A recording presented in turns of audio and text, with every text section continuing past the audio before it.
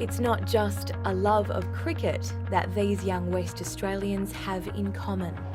It's been almost 12 months since surgery. All right. But yeah. Mine was July 2015. Amanda Williams and Hugh Atkinson were players at the Melville Cricket Club in Perth in 2015 when they were diagnosed with the same rare cancer. I was actually at my physio. I was playing lots of cricket at the time and I had a lump in my leg and it really hurt. I was quite scared because I wasn't sure what was going to happen, the unknown. I noticed a lump, so I went to the doctor, and a few checks later I had found out that it wasn't just a benign lump. Young, fit and healthy, Hugh was just 15 and Amanda was 26 when they were given the devastating diagnosis that they had sarcoma, a primary bone and connective tissue cancer. Treatment started roughly 2 weeks after I found out what I'd been diagnosed with, and it started with aggressive chemotherapy, and alongside the chemotherapy I had radiation. Yeah, you see how much you take for granted, just general things like running around and being fit and healthy. You lose your hair, you don't have as much independence because you can't work while you're sick, you can't drive yourself around, you have your bad days, you don't even want to go outside. Sarcoma cruelly targets the young, and according to US data, 2 out of 5 people diagnosed will die within 5 years. Experts say the disease is often misdiagnosed and detected late.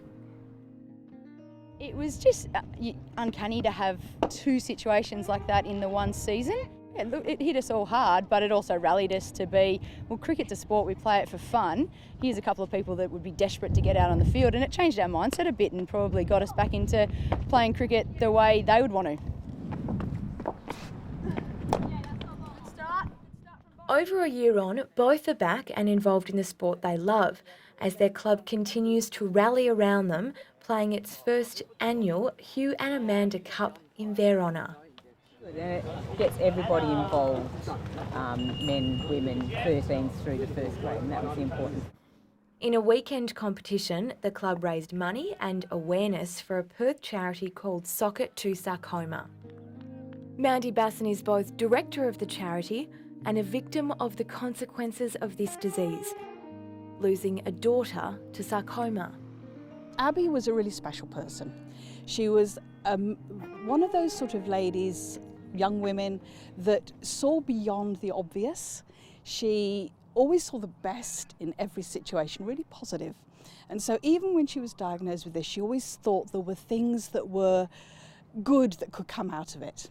Abby, who was then 17, first semester at uni, started to get real pains in her back, her lower back. What she then did was she had 8 months of rigorous chemotherapy every 2 weeks. The teenager went looking for information about her rare cancer. She was really disappointed when she went to look at what was available for sarcoma, because she found that there was very little money being put into research.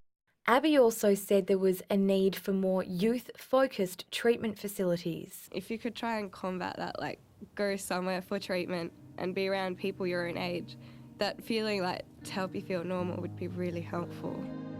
She sat in her bed while she was having chemo and she tossed up ideas, and then she came up with the idea of Socket to Sarcoma.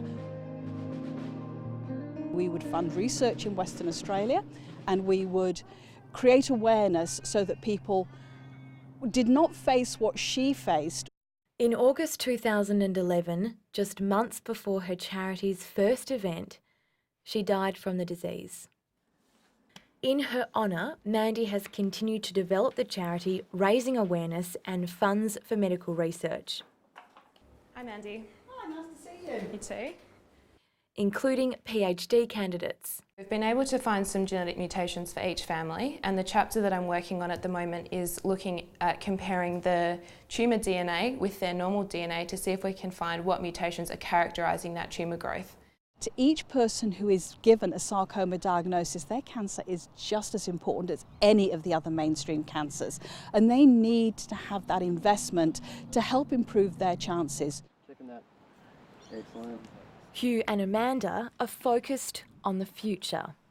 I'm still physically recovering, so that'll still be another year, and I'll probably reconsider maybe giving cricket a go, just club cricket, after I'm a little bit better.